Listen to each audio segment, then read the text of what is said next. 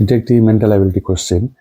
এখানে এটা একটা, এটা একটা, এটা একটা, এখানে সবগুলো ঘর পূরণ করা আছে, এখানে এটা ফাঁকা আছে, এখানে কত হবে বের করতে হবে, এখানে এটা ফাঁকা আছে, এই দুই জায়গায় বলতে হবে কত হবে। তো আমরা এই জায়গাটা যদি খেয়াল করি, এখানে দেখা যাচ্ছে যে এই 8 আর 3 গুণ করলে 3 8 24 মাঝেরটা মিলে, আবার এখানে 6 4 4 6 24 মাঝেরটা মিলে।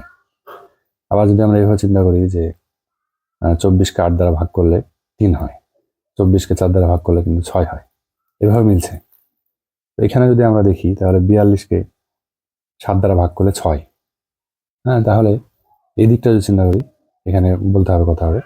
তাহলে 42কে 14 দ্বারা ভাগ করলে যা হয় সেটা এখানে হওয়ার কথা, তাহলে 42কে 14 দ্বারা ভাগ করলে 3 হবে, এখানে 3 হলো। তাহলে এখানে আমার মাঝেই নেই, এখানে মাঝে ছিল, এখানে মাঝে ছিল, এখানে মাঝে নেই। তো আমরা তাহলে আবার এদিকেও কিন্তু তাই, 4 6 24, 3 14 42, তাহলে এখানে 9 আছে না 8 আছে, 8 9 72, 72 মাঝেরটা পেলাম।